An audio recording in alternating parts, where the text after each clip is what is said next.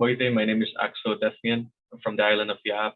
I was born and raised here in Hilo, Hawaii. I went to high school at Yap Seventh-day Adventist School, and I graduated there. Came back to Hilo for my Bachelor of Arts in Pacific Island Studies, which was a degree proposal through the Liberal Studies department. When I was a kid, I wanted to be an artist, like in kindergarten, and then I think that completely changed over the years. I can talk about my most recent years. That throughout these years, my interest has still remained in the humanities field, social sciences. So when I graduated from UH Hilo in 2017, I worked a wide range of jobs. I think it's very hard to make like a really defined career in Hilo with the lack of certain kind of fields, certain kind of jobs. I worked a bunch of jobs until I got into conservation, and I think I fell in love with being able to work in the outdoors and being in the environment, helping the land. And then when I went back to grad school, I switched gears again, and I ended up not really being passionate about academia itself, but more about education in general, especially helping Pacific Islander students in higher education to be successful, especially for us Micronesians. I think coming here,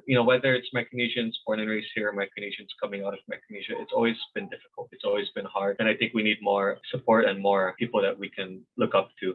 I think that's something I've always wanted to help, is help students, be that support for them.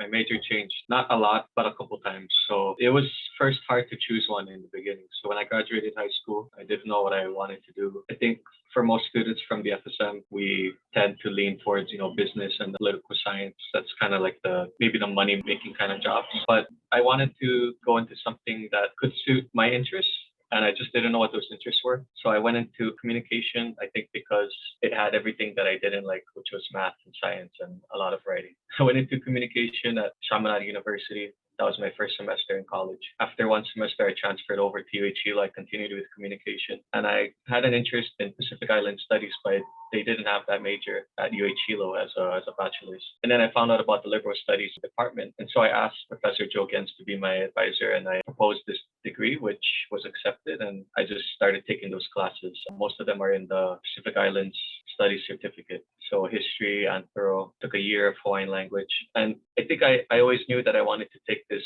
major and use it for education. My dad was in education. My grandfather was in education. I think that this thing of looking back to the past to inform our future, I think is really important for us and our youth.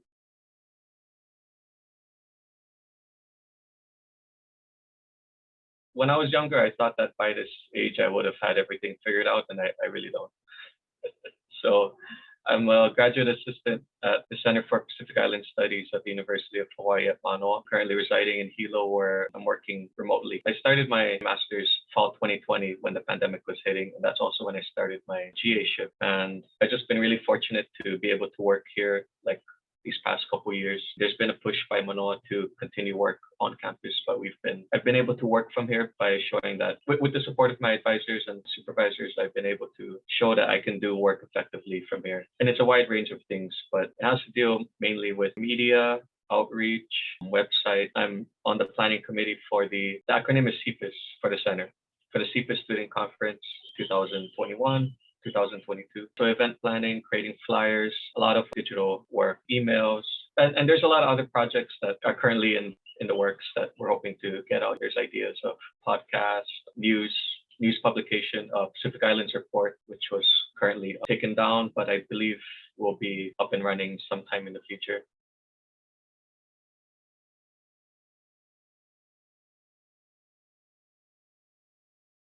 My current MA portfolio is centered around the Yapese community in and around UH Hilo. This is a really special campus. I think it's a really special town.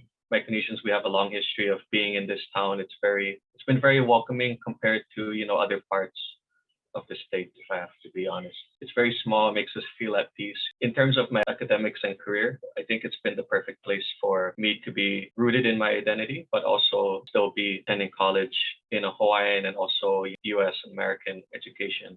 So with the program Pacific Island Studies at UH Hilo, I was first interested in it by an essay called Our Sea of Islands by Pele Hau'ofa. And I don't think I would have ever come across that essay if I was at any other mainland campus, especially. That essay was introduced to me in a class called Geography of Oceania by Sasha Davis, who's no longer at the university. And I think that essay kind of gave me this epiphany that Epeleofa also had that epiphany when he was driving around Big Island and observing the lava flow and these mountains and all this and that. And it gave him this vision for Pacific Islanders that we can, accomplish so much with what we have in our ocean. Being in Hilo, growing up here, it allows me to not be too far away from home, but also allows me to be out here, out there beyond the horizon, that I don't feel so distant. From my community, my family, they've been so helpful and they've been everything for me here. YAPI Student Organization, we have the other Pacific Islander students and clubs on campus. It's a very diverse school. And if I can also just mention a little bit, the Pacific Islander Student Center at UH Hilo is really one of a kind, the only of its kind in the US. So I would really continue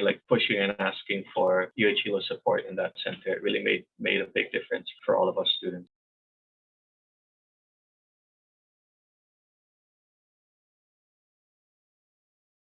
Career-wise, I still got to reference the center. So PISC was really important, I think, not just for me, but for a lot of other students. They had this HELP program. It was an acronym that I can't remember now, but that program allowed us to do an internship with pretty much any office here or off island or even back home in our island countries. It gave me the ability to go out, but also still feel safe because I'm technically still working for PISC. I still answer to the former director, Fidelino Ratio. Him and the wife, Desha, they were really helpful in pushing us students to go out and have internships and to feel safe because we go back home, we can work in our communities, we get paid a living Hawaii wage. It allowed us to create jobs where jobs were needed. It's still sad that the program is not running anymore, but I think that was the biggest opportunities that came to me was through there. So I had a job placement with Upward Bound Hilo. I had job placement with our YAP, which is acronym for Our Youth Are Promising, back in Yap State Youth Congress,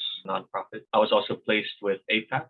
It's an office in Washington, D.C. that deals with Asian Americans and Pacific Islanders in politics at the local, state, and national level. That was supposed to be an internship with just a stipend in DC, but because of this help program, I was able to get a biweekly wage, which really made that whole thing possible for me. My first ever job was through Vid, who was the director of PISC, and he had the Pacific Students Media team, and I was team leader and project manager. So that gave me interviewing skills, video camera skills, editing skills that I didn't know what to do with, but now that I'm doing my MA, all of these skills are really helpful for my GA-ship. And I think any student that's thinking of humanities, these are really helpful, qualitative tools to use in the community to collect and preserve stories, kind of like what we're doing now. But I've been working with students to preserve their stories. And I think it's been really helpful for them and their families, and their community to know that they're doing okay and this is what they believe in, and they can always use that as a reference point. And that idea, looking back to the homeland to continue moving forward is the same thing with digital stories. Yeah, I think it's important to know where you've been in order to know where you're going. I think that's really important.